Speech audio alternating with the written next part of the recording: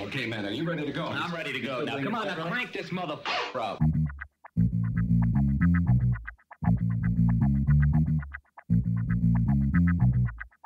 Break it down like this.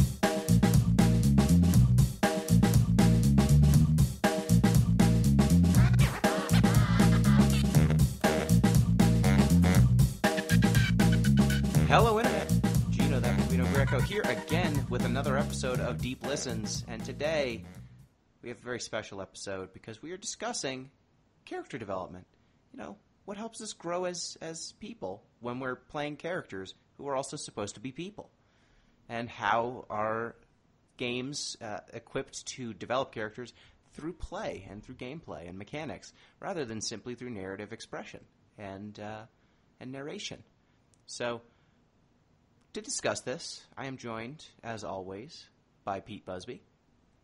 Hey, excited to talk about how we and our characters grow. And to prepare for that, I come up with what arguably is the most, disturbing fun fact I've ever had. Well, I'll be the judge of that. Yeah. We've had a fair bit, so this is going to have a high bar to clear.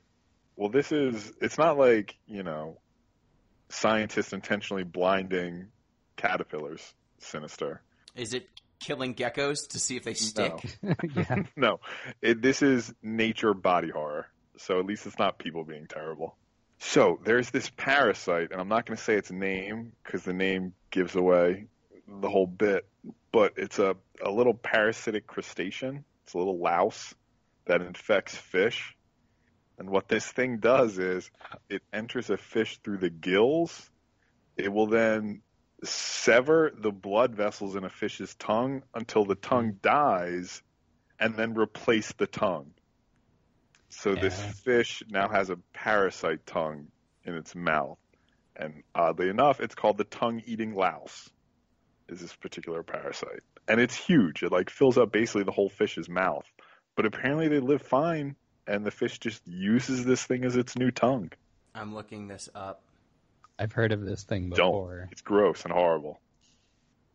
I'm looking it up. I've hit search. Oh, no! Yeah. It's horrible. I told you not to. Oh, it's big. That's very big. Yeah. It definitely is. It just hangs out? What?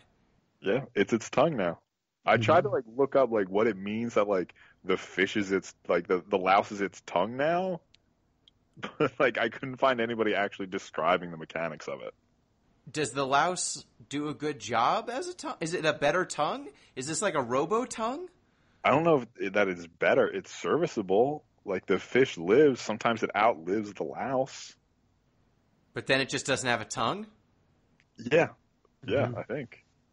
Do fishes need tongues? That's another good question. I didn't even know fish had tongues until I knew they were being replaced by louses. I can't believe that these louses are taking these tongues' jobs. These filthy louses taking good tongue jobs. I can't.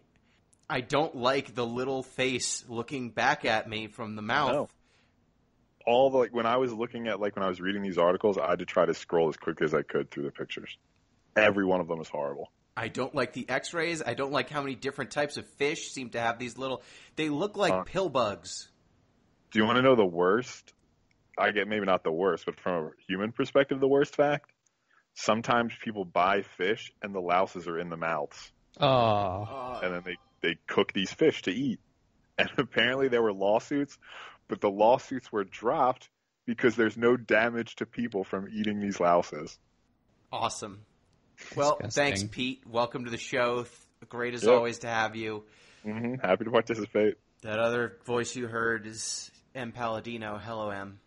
Hello. I have nothing to add as far as mouth louses. Thanks. That's a thing. Why did I look it up? You told me not to. I did. You cannot blame me for this one. I only provide the information. I was hoping it would look more tongue-like. I don't know. So, hey, if you want to get in touch with our show. We don't have any emails this week, but you can do so at deeplistenspod on Twitter, deeplistens.libsyn.com. We've got our comment sections, and deeplistenspodcast@gmail.com. You can also support the show on patreon.com/deeplistens. And if you were to do so, you might turn up on the Discord report. The Discord report.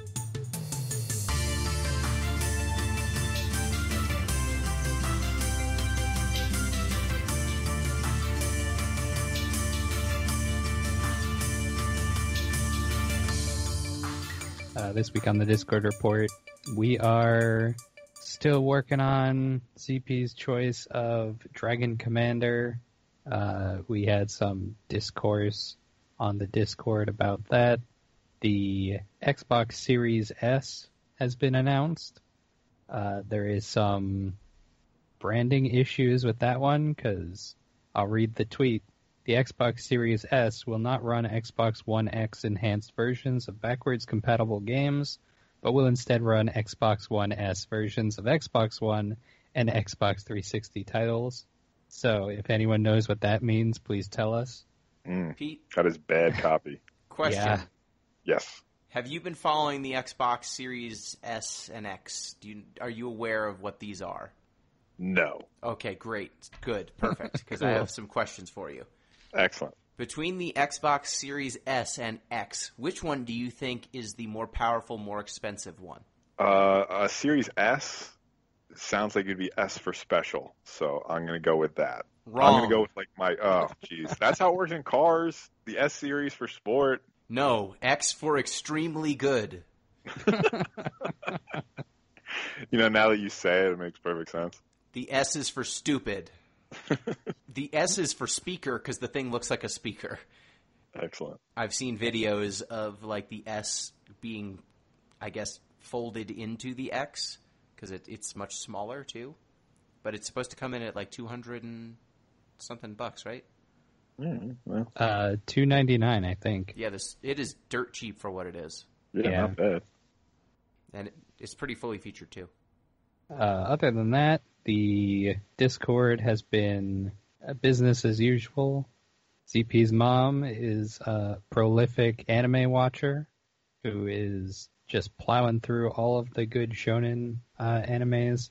So if you have any suggestions, and the bad ones, yes. If you have any anime suggestions, I'm sure she would watch them in probably record time.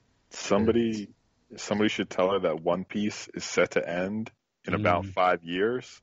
So that's probably as long as it would take to watch all the episodes that are currently out. I think she has already watched all of One Piece. All of One Piece that is available on Netflix, I think. Oh, Yeah. That's only like a couple hundred. That's nothing. That's a barely drop any in the pieces. bucket. She A got drop 5 in the episodes ocean. till it ends. What a show. How do you even end One Piece? We don't need to discuss One Piece, but that show, that is just a that's profit engine. Multiple podcasts in itself. Yeah. Multiple actual podcasts. Yes, it's a nightmare show. We also had ongoing basketball playoffs discussion. RIP 76ers. Bye Brett Brown. Bye Bucks. I'm sorry. You were too good for this world. Crazy. Way to go, Nugs. Way to keep it going. Nugs. Bye-bye, Houston. Russell Westbrook, it turns out, if he has a leg injury and COVID, I hope that he will be better next year, and it wasn't just an emblem of what the next few years of Houston Rockets basketball is going to look like. Is D'Antoni fired yet? He's not fired. He's not coming back. It looks like he turned down an extension Okay. Well, earlier this season. Sixers are looking at him. I know that. That would make I don't want Mike D'Antoni to coach the Sixers. They seem like Better a than bad fit. Tyronn, too. I want him to coach the Pelicans. Ooh, Zion. That'd be cool. That would be very cool. I think Lonzo Ball is perfect for Mike D'Antoni, what he likes to do. I think Zion would be perfect. Like, that's a young team that wants to run, and Mike D'Antoni's the guy who you want when you've got that. So, yeah, that's everything that's going on in the Discord. In terms of my obsession this week, currently, my obsession is trying to learn the piano. Ooh, okay. Okay, what do you got? You got an actual piano or a keyboard? I've got a keyboard. Makes sense. Yeah, I got a keyboard because I don't have a lot of room and pianos are super expensive and really cumbersome. So you can get pianos on Craigslist from like anybody. I mean, they're terrible pianos, but I was listening to a podcast recently. A guy, he's a professional mover, moves people's stuff. And he said there are two items people leave behind the most. One's pianos. You want to take a guess on the second? I'm gonna guess sofas. Good guess. Good guess. They're large, cumbersome. Any thoughts? As I'm going to be moving soon, I hope it's bed frames, because I don't want to have to buy a bed frame. Fingers crossed. Box springs, too. Very unnecessary. Yeah. But no, both good guesses. He said, second item after pianos, hot tubs. People don't take their hot tubs with them. Well, that makes some sense, I think. Yeah, they're really big, hard to transport. Once you've had a hot tub, like the idea of a hot tub, much like a boat, is much better than the reality of a hot tub. Yes. If you could rent hot tubs, it would be a lot better. I mean, that's basically just going to a spa, right? True. But, depends what you want to do in your hot tub if, catch my meaning. We've all seen that's basically all the I loved before. I mean, come on. That's basically going to a spa if you pay enough. Yeah, what sort of spas are we talking about here? Ooh, can I sorry, I don't mean to turn this into a fun fact podcast, but I actually have a related one. Please do. As well. So I was reading, to hot tubs or to pianos? To the sort of spas we're discussing right now. Okay. I don't remember the name of the article. I'll try to look it up. It was on Slate, though. But apparently, as part of the pandemic, glory holes are becoming much more popular. Thank God. Yeah, actually, the article is just called "The Glory Hole Reopens." Public health officials and lonely quarantines have led to an unlikely sexual renaissance in the pandemic. So the idea is, I guess, because there's a barrier, you're safe from COVID using the glory hole. Okay, here's my question. How do they get the statistics for glory hole occupancy? Because can I open up the yellow pages and find a glory hole in my area? Is that do they advertise? How do we know this? The person in the story found it through Grindr. So from Grindr, he was directed to an online scheduling site so everybody could make an appointment. Okay. That's amazing. That's incredible. No, I was imagining a person with one of those little tickers. Mm-hmm. Standing at the door. Yeah, just standing at the door, just clicking away. Oh, sorry, we're at max occupancy. You're going to have to wait. And then you compile the statistics, you upload them to a government website so that we can keep track of this, just like, I don't know, the census. It's important for tax purposes. Yeah, I mean, your representation is based on the amount of glory hole occupancy in your area. I don't know if you know that. It's a weird law. God, this podcast.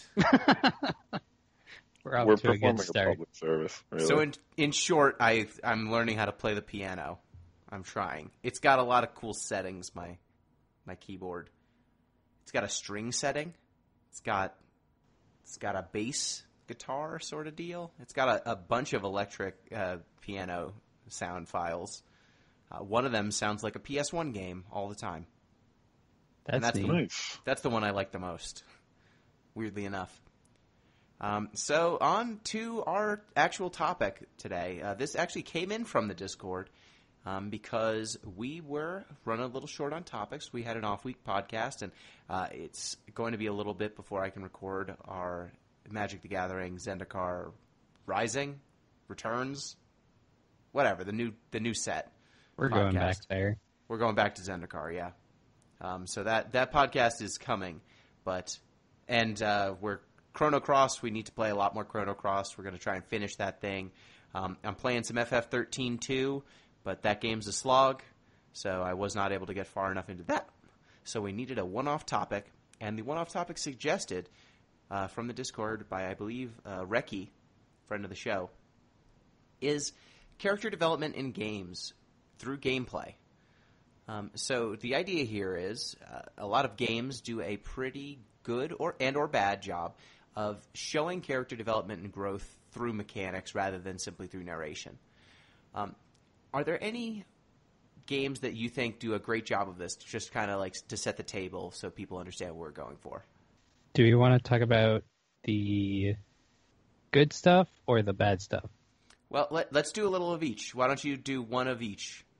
I am actually looking at the TV tropes page of sliding scale of gameplay and story integration, which is basically a scale of ludonarrative dissonance, which is how well the gameplay of a game ties into the actual story of the game, because I did not have a lot of time to prepare. And one of the examples that I wasn't actually thinking about, but now that it's in front of me, the Pokemon games have a lot of like really good use of their mechanical elements that you wouldn't expect from a Pokemon game, I guess. Stuff like nocturnal Pokemon, because there is a real-time clock in the in all the games after Gold and Silver, so they have taken into account like the percentages that change, like when nighttime comes around. There's stuff like the Pokeflute that you get in like Red and Blue, where you can wake up a sleeping Snorlax, as everyone knows, to get it out of your way, and then afterwards you don't need awakening potions ever again because you have that flute, and it will work as an item in the actual like gameplay. Mm-hmm. There's a bunch of examples here, but I don't want to overwhelm the podcast with Pokemon talk. Like, there's plot events that happen in like Ruby and Sapphire, where the mascot Pokemon of those games change the weather, and then all of the actual things that happen, like all the battles that you're in, will have that weather effect for the duration as the story is going on. Yeah, and I think that that's something that's usually overlooked when we talk about development, is just the consistency of in-game items, right? If something has a property in a cutscene, if something has a property during a story moment, it should also maintain that property in other circumstances. And the Pokemon series does a good job of that. This is the question of like, in Final Fantasy games, when one of your characters dies for story purposes, why didn't you just use a Phoenix Down? Spoilers, Aerith. Good question. In case you weren't aware, that happens. The remaster just came out. How dare you? I apologize. Spoilers for Final Fantasy VII, a game that's been out for over 20 years. Aerith dies. Yeah, so if you were able to revive Aerith with a Phoenix Down, I think that would kind of lower the impact of that scene a little bit. Just a tad. Just a bit. A smidge, if she just stuck around. Yeah, but I don't know how you would get around that. How would you combine the actual mechanical effects with the story? Like, we have to kill this character, but we have this item that will instantly revive them. What do you think? I mean, I think that the way that most games get around that specifically is by making the person who's wounded knocked out instead of killed. Mm-hmm. So, like in Pokemon, the revive does not bring the Pokemon back from death. It just wakes them up because they were unconscious. And if you have that stipulation, then there's not this dichotomy between... There's not this conflation between death and revival in that same way. You can also... Go ahead. Oh, yeah, sorry, Gino. You can also go sort of the Fire Emblem route, where like they just go like, yep, no revives. You're dead, you're dead. Which, like, for an army sim, you know, it's hardcore, but it fits. Makes sense, yeah. Yeah, totally. So, Pete, any games that you think do an especially good and or bad job of developing characters through mechanics? Well, I was just thinking, so just when we're talking about sort of items in the real world versus cutscene items, it made me think of, you guys ever played Blue Dragon? It was like a JRPG for the Xbox a while ago. I played the demo for Blue Dragon, but I did not play it. That game was sold as getting the band of Chrono Trigger back together, and boy, was that not what that was.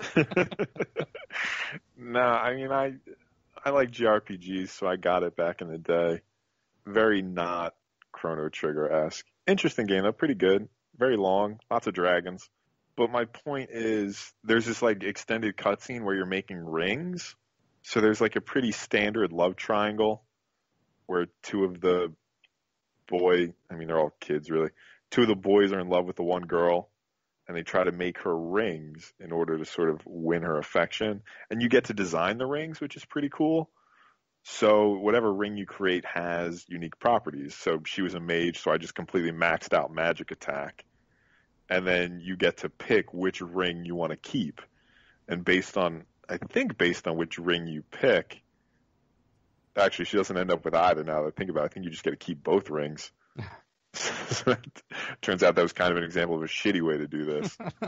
It's like the game tries to present you with this option, but they're like, yeah, we have our story. Don't worry about it.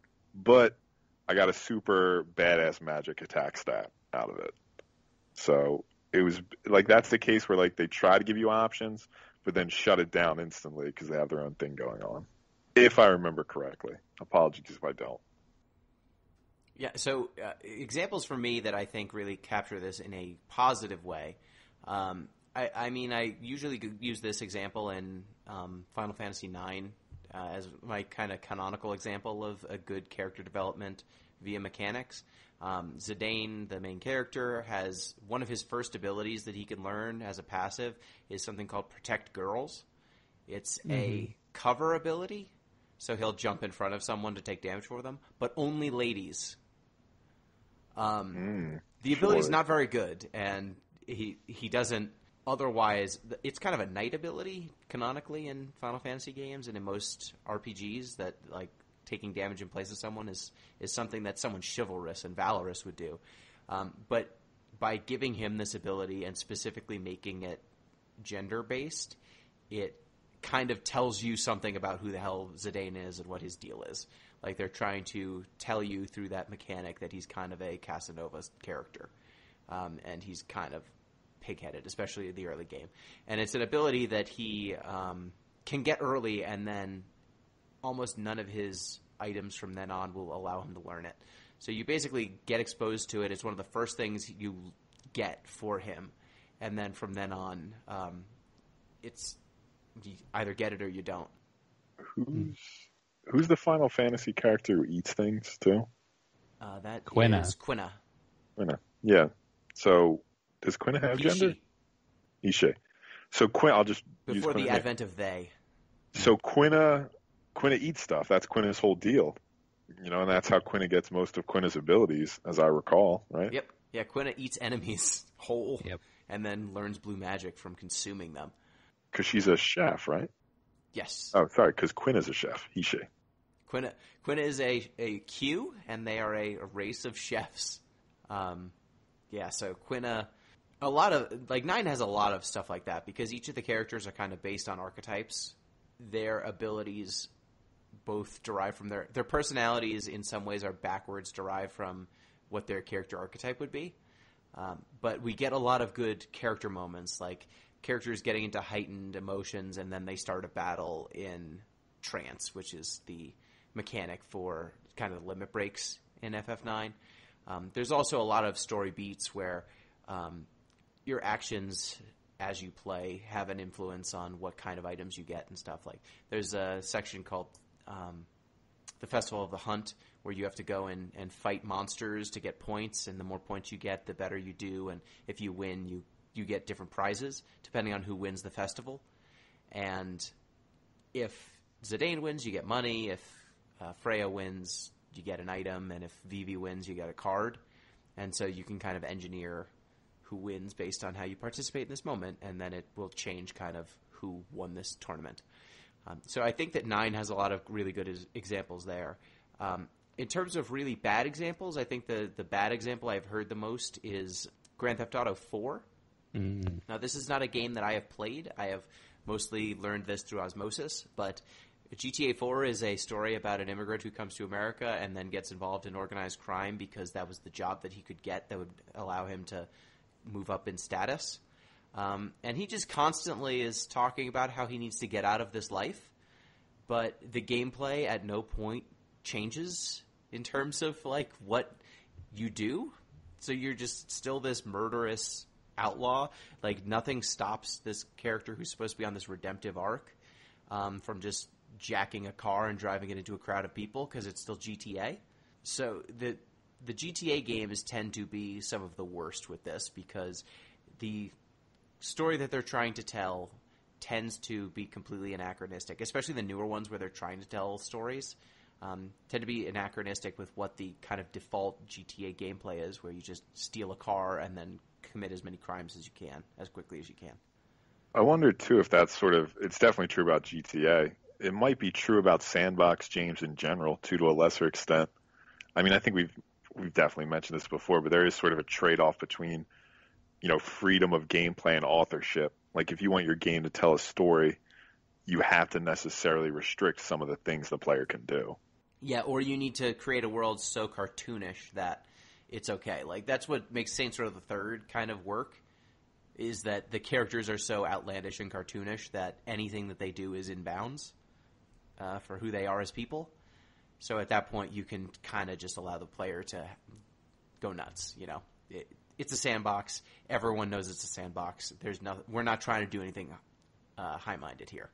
So why do we think that mechanics are a good way to show character development and growth? Like, does it resonate with us at a greater level than if we just have a story told? I think that we are always looking for responses in our games as players.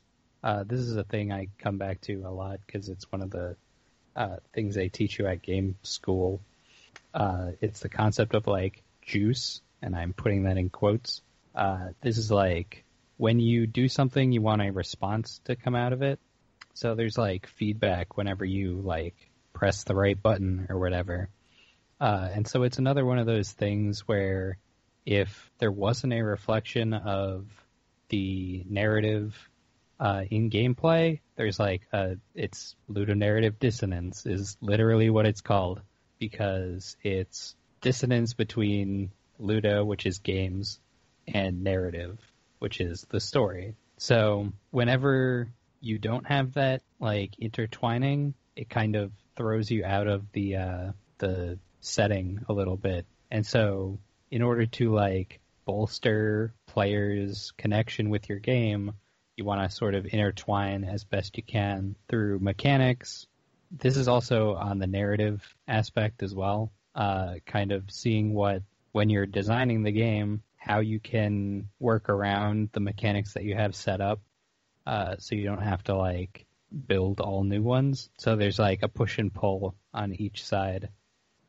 This sort of idea of connection's interesting to me, too, because it sort of fits into this paradigm in narrative theory. So I forget exactly, it's the narrative paradigm of human communication, I think, where it basically says we evaluate things based on story logic.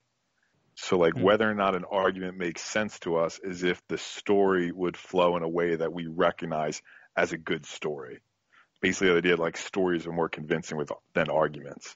But the issue is, like, in real life, there aren't these sort of connections, Like, random shit just happens all the time.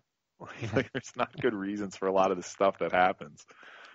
So it's weird that, like, this idea that there should be an easily recognizable connection between action and reaction somehow makes things more realistic, or we find them more persuasive, because we have this inherent inability to accept random chance, even though there's tons of it in the real life.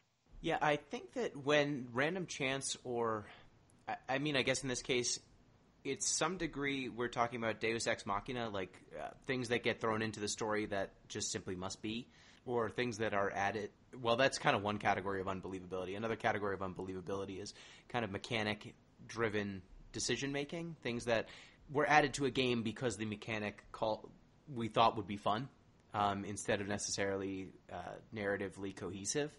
I think that those moments can both kind of come in and jar you out of what is otherwise an engaging experience or realistic experience. But one reason why I think that I don't necessarily... Why I think that you can be a little bit more critical in games and with game design than I would be with some other forms is that many of the things here... I know that life has a lot of random moments and things that we just kind of accept or try to come up with narratives, but nothing put into a game is put there by accident for the most part. In some ways, we're evaluating when we're playing a game, what's at least going on in the back of my head is thinking about whether the presentation, this representation of the world, this vision of reality is cohesive and gels. Like, that's part of the evaluation for me, is whether the world is being respected by the creators, right? So, like, one example that I always think of is the Myst series. I don't know if either of you have played Myst or Riven. It's a classic. Those games, they are trying to be very cohesive. They're trying to be very internally consistent. They've got their own kind of languages and spots. But a lot of the times the puzzles in those games really boil down to weird logic puzzles and kind of one-off, finicky puzzle design that doesn't really make a lot of sense unless you're way into Riven or you look up a guide. And running into those puzzles took me much further out of the world than brought me into them. And then looking at a game like The Witness, which we played for the podcast now a few years ago, where almost everything is internally consistent, even though they're doing similar kind of abstract puzzles, it made that world feel a lot more cohesive, and it made me respect the narrative a lot more. Even though I think that both of those, like, not Myst and Riven, The Witness does not exist without Myst and Riven.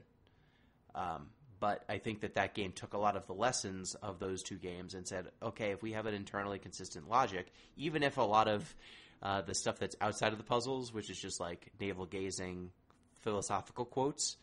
Actually, the navel-gazing philosophical quotes took me out of it a lot more than the gameplay mechanics, which I think is another kind of point on the board for interwoven mechanics.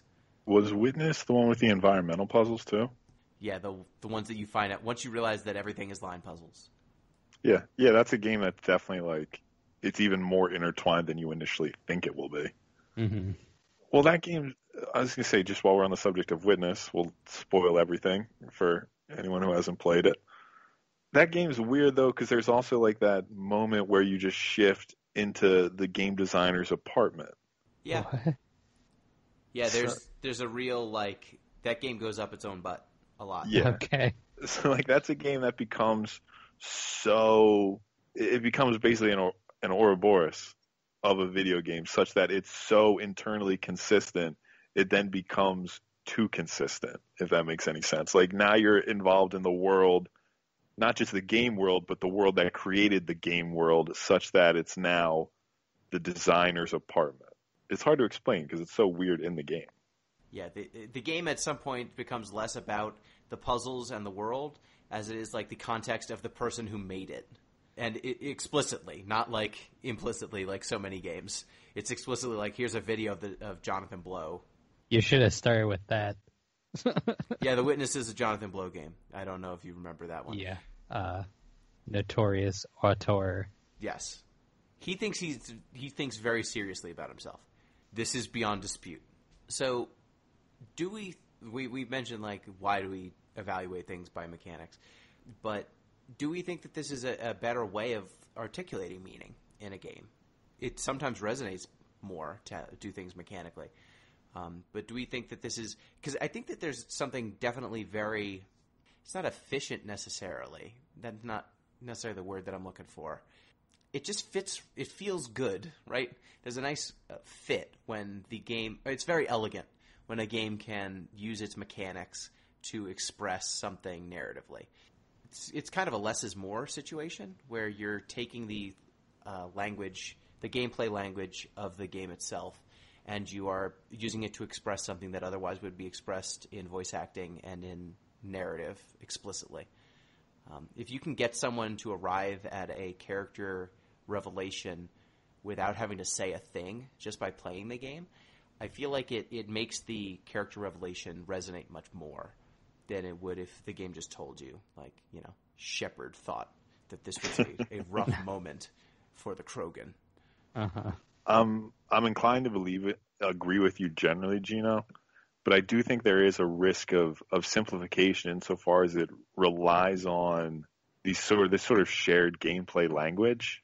In order for this to work, there needs to be some sort of agreed upon archetypes that we all go into this with. Right, like the example of sort of like the chivalrous gender protection idea. Mm-hmm. Right, like if we don't all go into the game with the associations, then this sort of, I don't know, step back, subtle approach will necessarily go over or past a lot of people, Yeah, I think that you can definitely hybridize. Like one game that does an exceptional job of blending character development with mechanical design is Celeste. It's a game we played recently. It's about climbing a mountain, a woman climbing a mountain. And you get additional abilities as you climb up the mountain. And those abilities are not simply, you got the double jump boots because you got some magical boots that give you a double jump. Every upgrade you get is tied in some way to revelations or self-reflection of the main character. In that case, we're taking gameplay mechanics that are very familiar to us, double jumps, some in-game kind of like grappling points and stuff like that, and giving emotional context to them and emotional heft to something that we've seen in other games before. But by blending those narrative moments with the mechanics, we are able to recontextualize. The game is able to create context where if you just had the mechanics, it would not exist. So I think it's not strictly better to do it one way or another. There's some games that are able to use purely mechanics without any explicit kind of just narration on what these mechanics are supposed to mean. And then there are some games where they say it up front, but then the metaphor keeps playing out, and the more it plays out, the more it reinforces itself. I think that another trope that can be used this way is kind of the early game character being fully powered and then depowered. Oh, God, yeah. I was going to mention this one. A la Metroid or God of War. Because metaphorically speaking, if you're Samus Aran and you have all of your abilities taken away from you, in many ways you're rebuilding yourself. You're getting back to a former state of glory. And then often in those games, by the end, you have exceeded whatever you came in with. And there's a nice metaphor there, right, of being knocked down and then pulling yourself back up. You know what? It's not a good game, but it's making me think of Mark Echo's Getting Up. Hell yeah. It's a fun. I don't think I ever finished it, honestly. No one has. But like, there's a case where, like, there's this one scene where you beat who's basically the big bad of the cops. Mark Echo? Oh. No, I forget the police. I don't know if she's the chief or what, but she has this lighter that she's always like lighting her cigars with. And if you beat her, you can then use the lighter along with your spray paint can to create a flamethrower. Oh, and that's cool. Yeah, it's a subtle moment in a subtle game. But that's an interesting one where they take this sort of like totem that this big bad character has been lugging around the whole time. Like anytime she appears, she sparks this lighter. And by defeating her, you then augment her power to create something bigger and better for yourself. So, if I'm getting you right, would you say that she's the spark that lights your fire? That's exactly what I would say if I were as eloquent as you, Gino. This is the only thing I really remember from this entire game. So for whatever reason, it really resonated with me. Yeah. So, I think you wanted to talk about another moment that really resonated with you in terms of a mechanical inflection point. Yeah. So anyone who has played Final Fantasy IV will know where I'm going with this almost immediately. There is a constant theme in that game of this, like, the main character, Cecil, is going to have a revelation, and you've been playing him as a Dark Knight this whole time, and things that he's been doing has been sitting well with him, and then at a certain pivotal moment, Cecil is alone. He is traveling to a tower where, in order to obtain new power and sort of rid himself of the darkness that has been around him. He needs to travel up this tower. He has a really tough time getting up there because you're fighting dark enemies, which you're using dark attacks. It's like a real grind to get up to the top of the tower. And then you have a confrontation with yourself, basically. During the course of this fight, you gain the powers of a paladin, and then you get to start doing real damage to these dark enemies. So there's this very nice narrative arc. You have to go up the tower, you do your fight, and then you go back down the tower, and then as you are going back down, you are now strong against all of the enemies in your way. So you have a much easier time traveling down than you did going up. But this whole arc, I think about this game all the time. I should really go back and replay it again. But it's it's not really drilled in this is what you're going to do, and this is the experience you're going to have when you get up there, and then you're going to be better for it. It's just kind of you have to do this to reach your potential. And so the gameplay only lets you go in this direction. You have to play it out. I guess you could stop, but it's it's great. Everyone should play that game if they are interested in storytelling in games, because that's one of the things that I'm it's inspiring, honestly. Yeah, and I think that the subtle work of making all of the enemies types something that you are weak against or not capable of doing full damage against on the way up, and then the enemies are the same but you have changed on the way down is just really cool. I think in some ways Chrono Cross has a similar inflection moment in it. I mean, also Chrono Trigger, another game where once Chrono's gone, all of a sudden this pillar of many of your best parties and many of your best team attacks is just gone. And so you kind of have to rediscover all of your characters again. So are there any, we've talked about how this can resonate with us and why sometimes the elegance, sometimes the narrative fit will make this stick with us, even if the game itself doesn't stick with you. Are there any through lines here to what makes these mechanics good? What is it? Is there a type of mechanic that works really well, type of character, a type of story that you're trying to tell? Because a lot of these moments, I think, really fit well with the Here with a Thousand Faces sort of stories. If you're on a long journey of heroic rediscovery, you're going to have moments where you're down on your luck, and then moments where you rise up. So it gives you a lot of good opportunities as a developer to have these narrative moments blended in with your gameplay.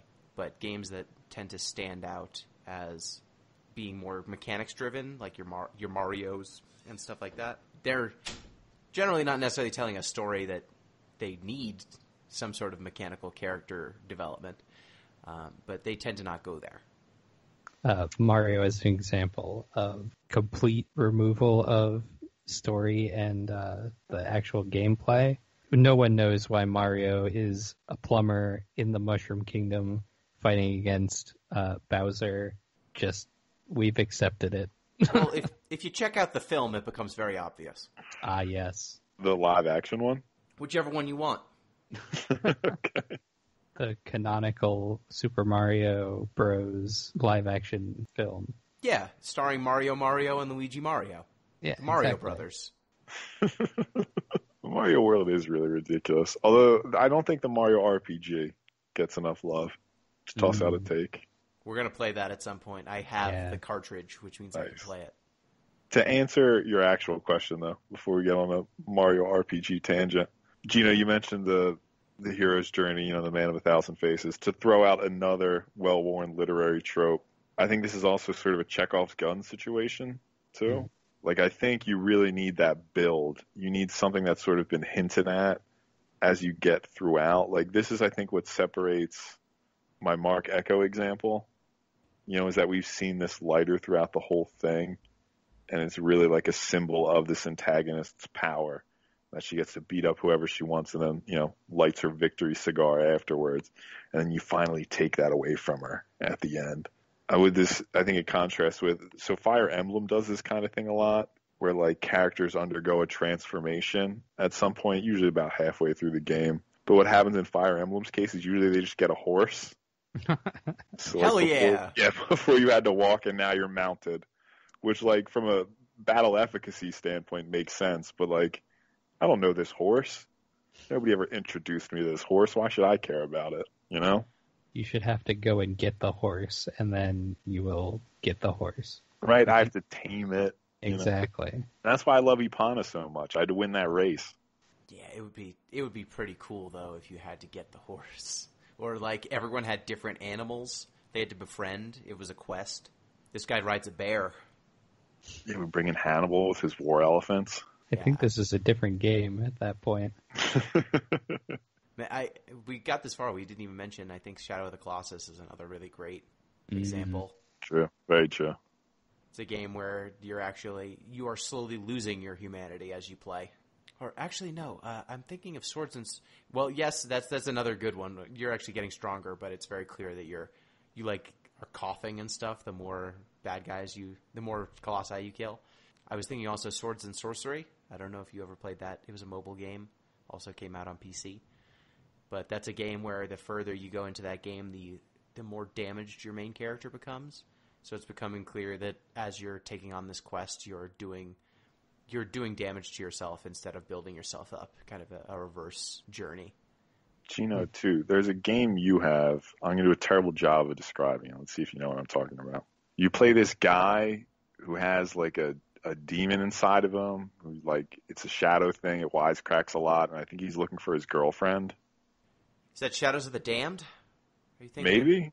Let me look it up. But I feel like for some reason I remember it happening sort of similar there, where you use your damned powers and things change. Am I wrong? Shadows of the Damned, you've got a skeleton, and he wisecracks, and you are trying to save your girl. I don't remember that game having a lot of intense story or character development. I don't remember it. You're definitely right. I'm thinking of a different game. Like I said, I'm doing a really bad job describing the game I'm thinking of. That sounds like a game. Yeah, right. Wisecracking, demon sidekick, looking for your girlfriend. It all fits. Devil May Cry. Like literally almost anything. Final Fantasy. One of them. Definitely one of those. Yeah, so I think that mechanically, the mechanics, the games that are more mechanically dense have more avenues of this. Though I think that the more mechanics you layer on, and the more you're trying to do with those mechanics from a story perspective, the more pitfalls you can put yourself in, a la the Phoenix Down. The more chances you have of making an item or a mechanic or a character moment not fit with the story that you're trying to tell because of the way the mechanics interact. And you just have to be conscious of it as a developer. Like, be aware of the fact that you can set up a circumstance that you did not account for, and it will undermine some element of your story. If you're going to give someone a rocket launcher and they're supposed to be a good guy, make sure that they can't shoot it into a crowd of people. Yeah. So I think that's all that I've got right now on character development through gameplay.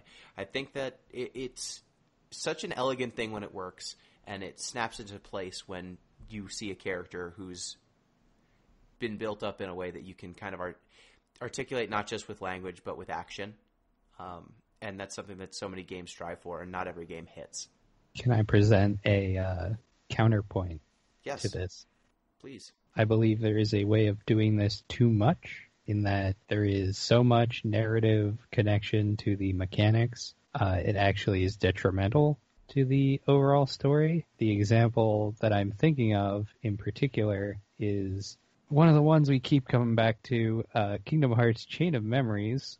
Oh, yeah. If you would recall, that is a card game which they needed some way of making Kingdom Hearts into a card-based system, and they went so heavy in there that actually it was very off-brand for Kingdom Hearts games at the time, and it's still very strange.